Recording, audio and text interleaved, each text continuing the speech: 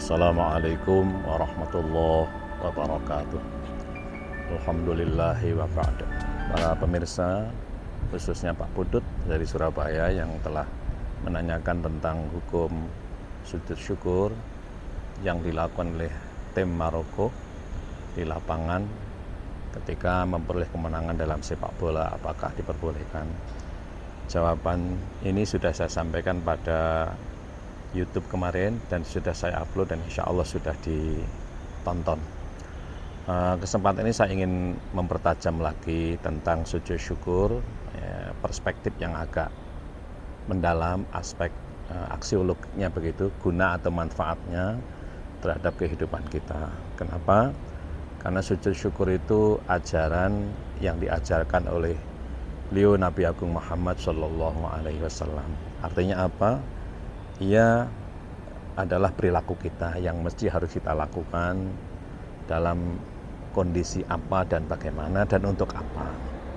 Begini, jadi inti daripada sujud syukur itu adalah kita bisa cek dalam doa yang diriwayatkan dalam berbagai hadis bahwa ketika Nabi Agung Muhammad SAW menerima informasi terhadap keislaman suku Hamadah, mereka semuanya mengikuti ajaran Nabi, sekalipun sebagian besar mereka belum berjumpa dengan Nabi, akan tetapi totalitas atau bahkan 100% mereka berbondong-bondong mengikuti ajaran Nabi atau dengan bahasa kita sekarang masuk Islam. Lah, mendengar info yang demikian itu Nabi sangat senang ya. Kemudian Nabi melakukan sujud, yang kemudian sujud ini disebut dengan sujud syukur karena menerima informasi nikmat. Atas kejadian ini berarti kalau menerima kabar gembira atau kenikmatan, kita melakukan sujud syukur. Kapan waktunya, dalam keadaan seperti apa, kemarin sudah saya sampaikan. Saya ingin memperdalam sebenarnya apa sih sujud syukur itu, intinya dalam kehidupan kita sehari-hari, dalam kehidupan kita sebagai orang yang mencintai dan mengikuti ajaran Nabi Agung Muhammad SAW ini. Intinya adalah bisa kita lihat dalam doa yang dibaca oleh beliau, yaitu sajada wajhi lilladzi fataras samawati wal arda wansyaqqal qamar. Jadi kalau kita mendapatkan nikmat dan juga terlepas dari mara bahaya itu, hendaknya disujudkan wajah. Apa wajah itu? Wajah itu sesuatu yang ditampakkan. Jadi yang disujudkan itu secara syariah, secara zahir memang wajah ini yang anggotanya adalah wajah, kemudian kedua telapak tangan, kedua lutut, dan ujung-ujungnya kedua telapak kaki. Berarti anggotanya adalah 7, yaitu kening. Kening ini tidak seluruh wajah, tapi ini adalah kening. Kemudian telapak, lalu kaki, dan lain sebagainya. Intinya apa?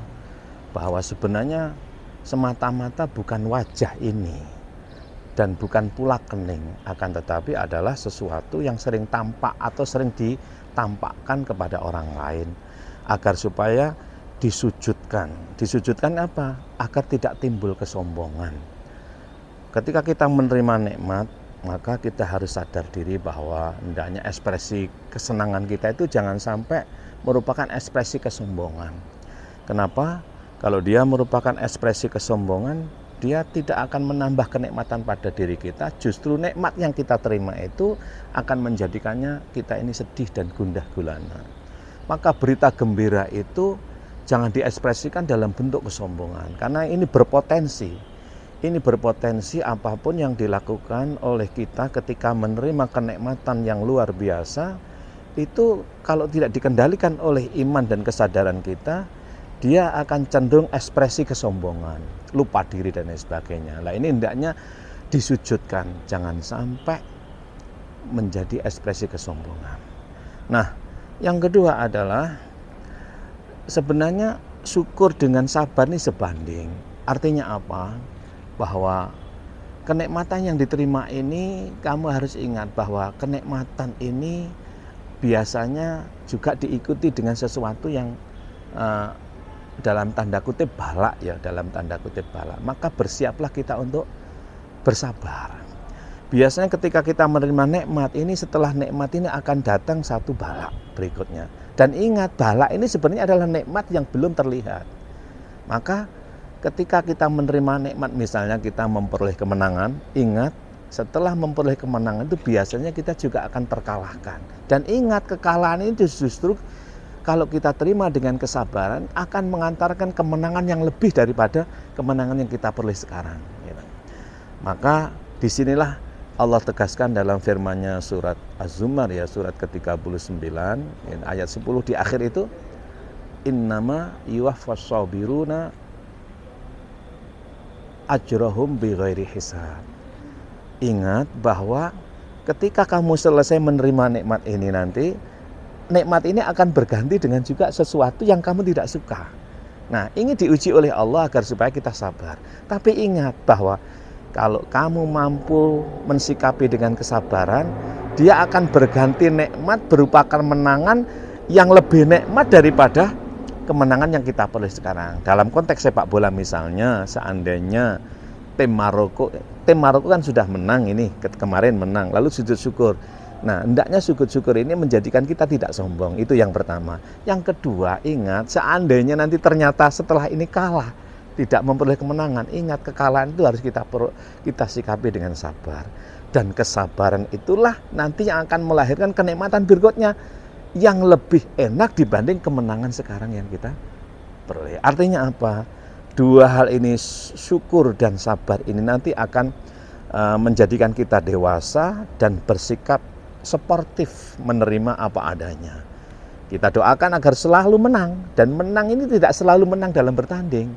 Menang dalam kesabaran dan menang dalam kesyukuran. Kalau kita menerima nikmat, kita syukur. Kalau kita ternyata kalah, kita harus menang untuk sabar. Kenapa? Karena dengan kesabaran itu Allah akan berikan kenikmatan yang nikmat daripada sekedar memperoleh kemenangan yang sekarang ini. Terima kasih. Wallahul muwaffiq ila aqwamit thoriq. Assalamualaikum warahmatullahi wabarakatuh.